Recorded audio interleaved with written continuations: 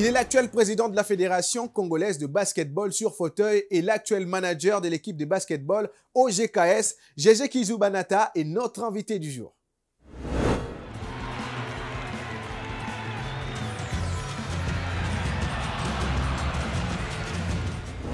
Gégé Kizou Banata, ancien international congolais, basketteur bien évidemment.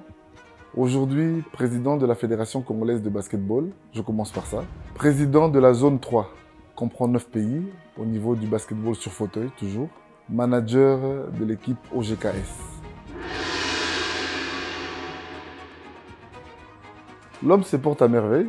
Déjà, le fait d'être venu ici, sur votre plateau, et vous m'avez reçu, ça veut dire qu'il y a une certaine forme, et je rends grâce au Seigneur d'avoir cette forme. Donc, je me porte bien. Il y a cet équilibre sur le plan mental et physique. Et j'ai fait une déclaration, j'ai dit je mets un terme à ma carrière pro, comme je venais de le faire une année avant, en montant l'équipe que vous voyez les garçons de la RDC. C'était sur un groupe WhatsApp avec le coach Charlie Bouzang. On a créé ce groupe WhatsApp, on a invité tous les jeunes, les Maxi Chamba, les Eva, les Hervé, tout ça, autour du groupe. On poussait les gens, on a demandé au feu papa Boni Mahatadi, à son âme, de donner la possibilité à Joe Lolonga de pouvoir demander les moyens pour que nous puissions aller affronter les autres pays. On est parti en République centrafricaine, nous avons eu le trophée, et nous avons eu, disons, la qualification historique.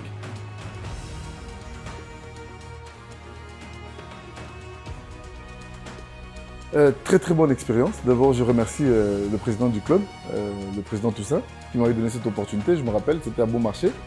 On s'était assis nous deux, on a parlé face à face. J'ai dit que je voulais faire mes preuves parce qu'il y a eu beaucoup de réclamations aussi. Derrière, en disant qu'il était valide et puis il est parti aux Paralympiques.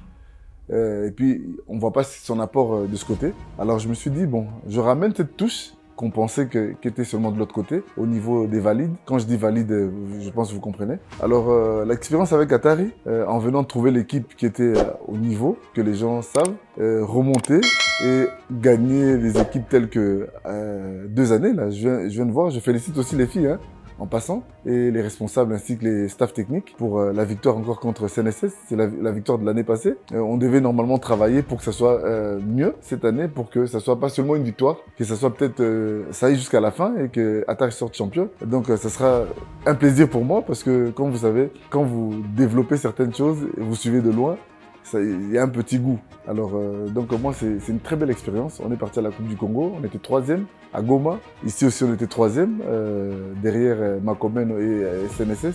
Et à Goma, c'était derrière CNSS, Chosport et c'était nous. Je pense que Atari déjà a refait surface. On peut se dire aujourd'hui, nous pouvons être champions. Donc moi, ce résultat-là me satisfait. Donc pour répondre, très belle expérience avec Atari. Il y a des visions, il y a des visions telles que matérialisé maintenant parce que peut-être qu'il était temps, comme vous savez, chaque chose a un temps. Et il était temps pour OGKS de se développer, d'apporter ma propre vision, avoir le contrôle de cette vision. Vous savez, quand vous venez en partenariat, vous n'avez toujours pas le contrôle à 100%, mais là, s'il y a le contrôle à 100%, vous explosez. Donc c'est ce qui va se faire. Et je regarde la caméra, je dis absolument, attendez, cette équipe, dans 3 ans, vous allez voir des merveilles et vous direz que vraiment, comme on dit en lingala, quoi mettre la batterie. Ok, donc les U25 dames à Kinshasa, c'est pas disons, disons un exploit. C'est vu ce que les athlètes ont pu produire pendant les 4 ans. Le comité international IWBF avait demandé au Congo déjà de mettre cette candidature. Et je pense que lors de disons, du dernier résultat, où il y avait le Kenya et la RDC, les gens ont opté directement pour la RDC, surtout que c'était le jour de la décision finale. Le Kenya jouait contre la RDC aussi. C'était une coïncidence en Afrique du Sud. Et les garçons, les U23, avaient eu à battre le Kenya. Et c'est suivi la décision de donner à la RDC. Et puis, comme vous savez, le pays avait besoin de cette compétition. Vous voyez la tenue que j'ai, ça explique tout. Alors pour la cohésion et l'unité de notre pays, on avait besoin d'organiser, de montrer aux gens que le Congo peut et le Congo doit, sera. Voilà. Merci à vous. Merci. Plaisir partagé. Je reviendrai.